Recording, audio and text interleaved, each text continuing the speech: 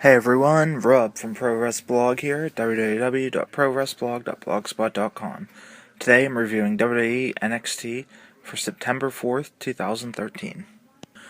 The show started out with Bayley and Charlotte versus Alicia Fox and Oksana.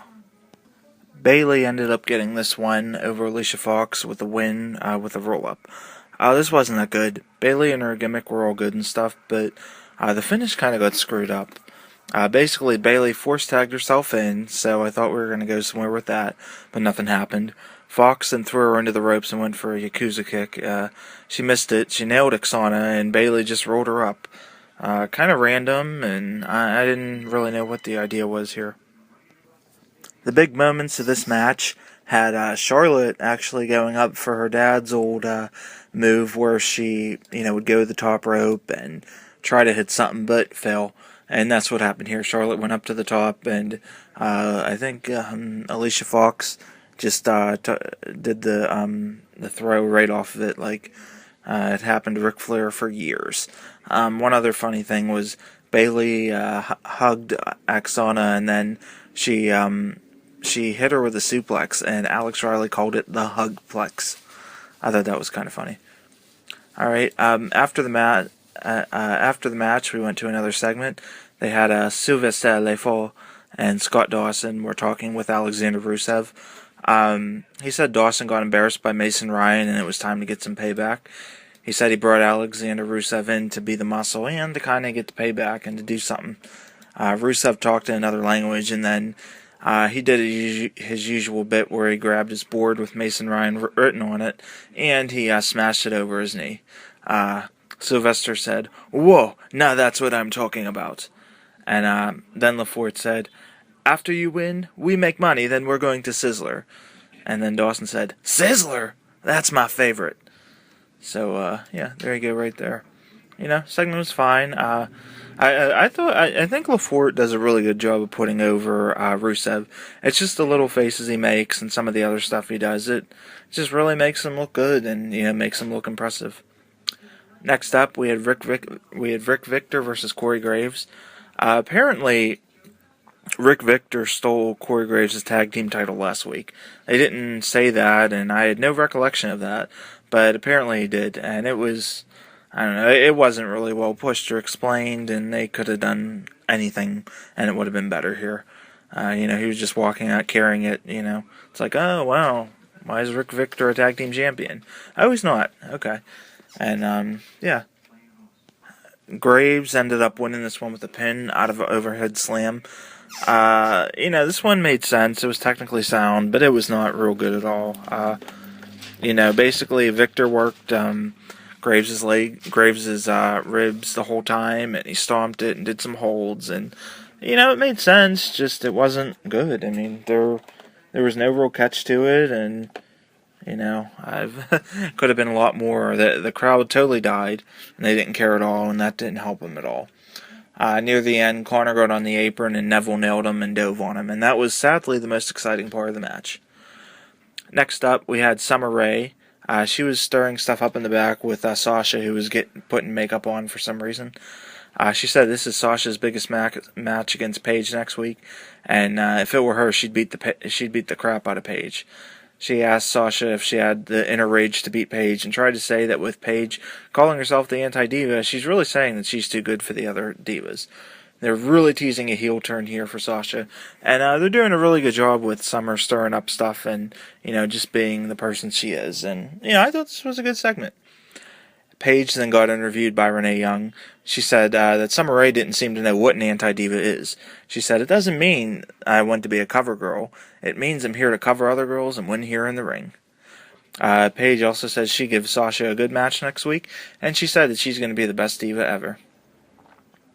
Next up, we had Mason Ryan versus Alexander Rusev. Rusev broke another board. I wonder what the board budget is down in NXT. Must be high.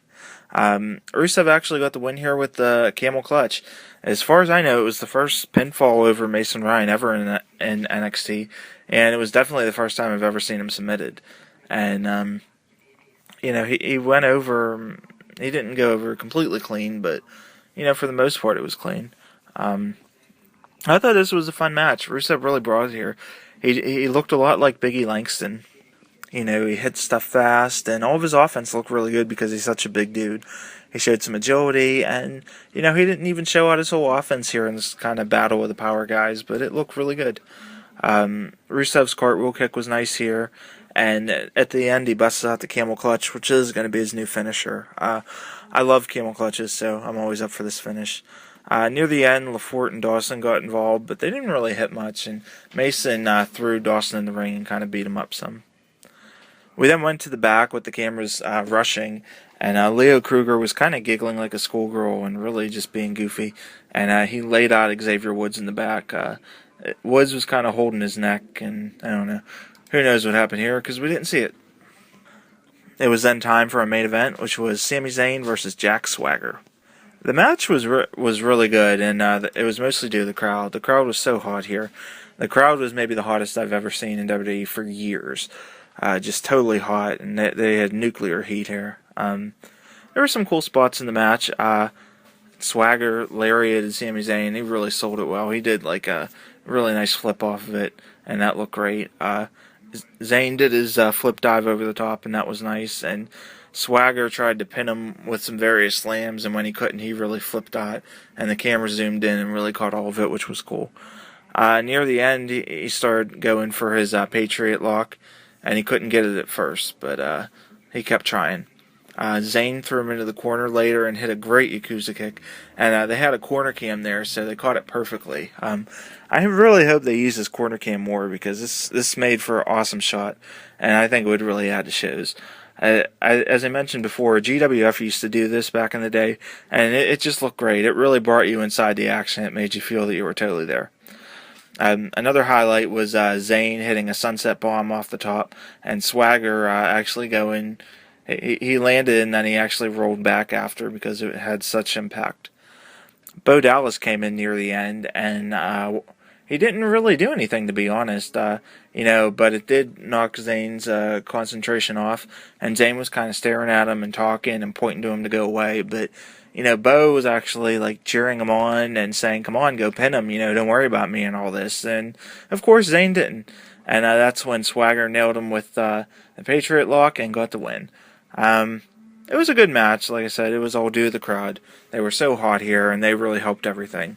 They made Zayn feel like a main event superstar. Some of these reactions were probably even bigger than the ones Daniel Bryan's been getting lately. So, they were hot.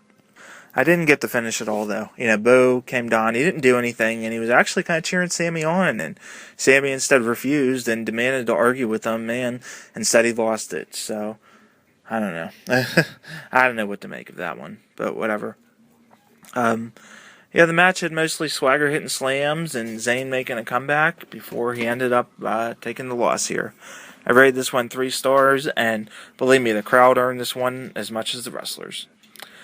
Overall thoughts, there were 2 finishes I didn't really get in the Divas match and in the main event. However, Rusev and Ryan was pretty good, and, it was one of Ryan's best ever matches. And, it had some good moments, but the finishes were kind of off here, and those really hurt it. I think most people would like it and can probably see through it, though, so probably want to check this one out. Alright, thank you, everyone. Tonight at ProWresBlog.blogspot.com, I'll be reviewing TNA Impact, and tomorrow we have WWE SmackDown, maybe WWE Superstars, so we'll see what happens. Thank you again for listening.